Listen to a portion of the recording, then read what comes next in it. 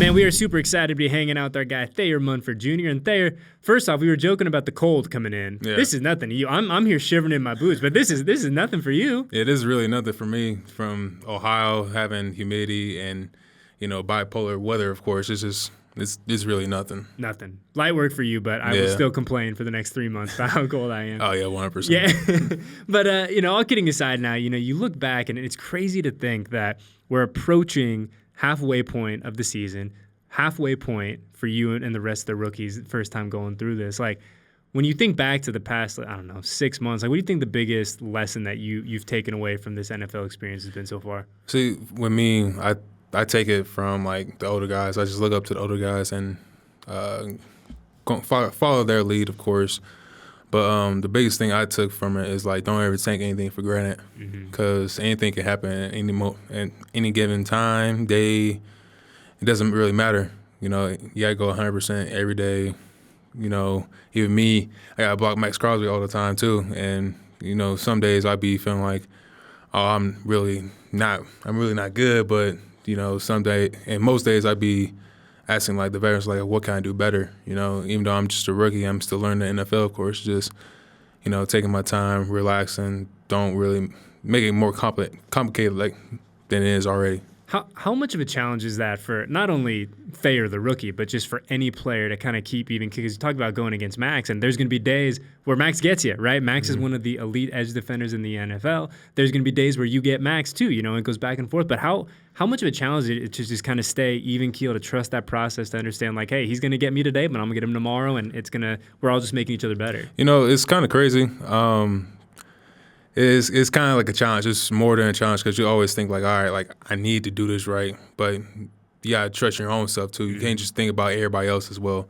If you think about what other people's thinking about you when you go against Maxx, like oh, all right, like, you're a rookie, you going against Maxx, like, he's all Pro Bowler. But most days you gotta be like, all right, I'm that person. I'm going against Maxx, one of the greatest DNs in the NFL right now and ever in my book.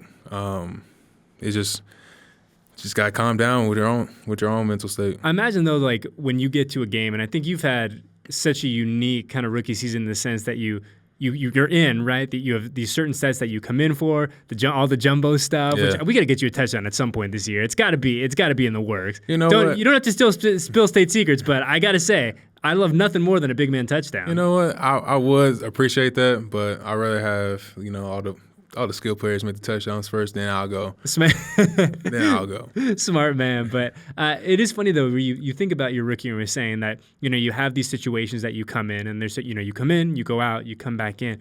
Like, just as a rookie, as a guy trying to kind of find your footing still, to understand what this whole big NFL world looks like, what are kind of some of the benefits of having that kind of designated role that you come in on? Some of the benefits is like, all right, like, yeah, I'm not really playing as much, but I still get to play just a little bit, so I can get the feel of the game and see how, possibly in the next couple of years, or, can work out for me later on when I'm actually like starting or still playing, But just looking at that, it's a blessing, because not many rookies really play their first year, not even rotating either. So I think it's a blessing in disguise for me.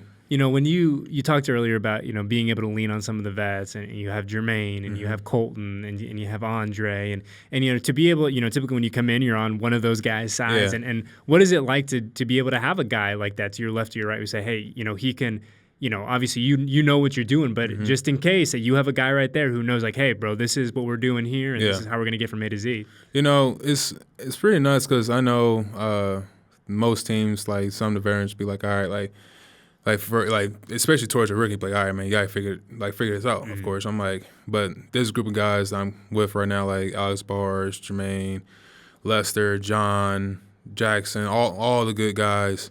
They just took me under their wing, like, hey, man, like, it's okay, calm down, just do you, be the best version of yourself. Because if you're not gonna be the best version of yourself to help this team, you're gonna be more likely to hurt this team. Sure. So if you're not gonna be the best version of yourself, it's like, all right, we got to keep this game thing going. I mean, how nice is it just to hear that from the guys who have been there, done that? You talk about Colton and all these dudes who have been in the NFL for a minute now, and just to be like, yo, it's okay to like take a deep breath and chill out and go from it. Like that has to feel good just for like for you as an individual, as a person, like not even a football player. It's crazy because coming as a rookie, you think like on this hot seat, of course, be like well, these fans are gonna think of me, of course, but I get that sometimes from like, all right, like what are they gonna think about me sometimes? Because personally for me, I love the guys I'm around, and I love everybody on this team. Like they are my own brother, and I don't have brothers. I'm the only child, but I just look at them most of the time. I'm like, all right, if they doing this, I'm gonna do this for them, and that's how I look at things. And I think that's the best way to approach it, right? Just to understand, like, hey, we're all pulling in this together. We each have our own separate jobs or separate roles, but we're all ultimately working towards that same goal. But you look at what we've seen on the field this so far this year, and there's been good moments. There's been moments that are not so good. But when you look at the offense in general, in the moments where you guys have been rocking, when Josh is going, when Derek's able to work off the play action, when Devontae's eating, like, what's kind of the common theme in that success when you guys are really doing what you want to do with the ball? Do your job. Just don't think about nothing else but do your job, because we got somebody that's really, really talented back there. DC, Josh, Devontae, and us 5 up front, basically 6 up front, got a block, because the tight ends included as well. Because if everybody doesn't do their job, and that one person gets the play called for them, they can't make the play. But if we do our job correctly and well, they can make plays, and we can most likely win games, of course. That's wild to think. It really is just that simple, right? Where it's just like, hey, football is such a complex game in so many ways, with schemes and looks and coverages and this and that and audibling at the line of scrimmage. But it really does come down to, like you were saying, just 11 dudes just each individually doing their job and moving as one. 100%. It's like that at all levels. Like even in college, it's the same thing. When I was at Ohio State, it was just like, all right, like you have to do your job. If you don't do your job, the team's going to suffer. And you don't want to be that one person who doesn't do their job right. Speaking of Ohio State, your boys making it back to the playoff this year? Yes, they are. That was a very quick answer. There was no hesitation there. There was I didn't even get finished the question. Yup. We'll see you there. 100%. I got confidence in my boys. I got CJ, Paris, DeJuan, Luke, all my boys, Jackson. Even though I'm still praying for them, I'm praying for them all, because it's like a brotherhood.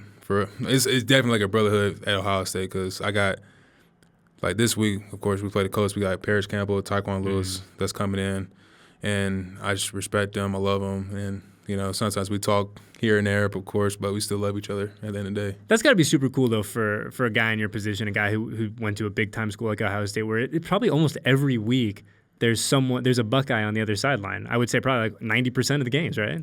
Literally 90% of the games, or 100% of the games. You're gonna run out of jerseys, man. Trying to do these jersey swaps, you're not gonna have enough. See, I don't mind about that, because those are my boys. I want them.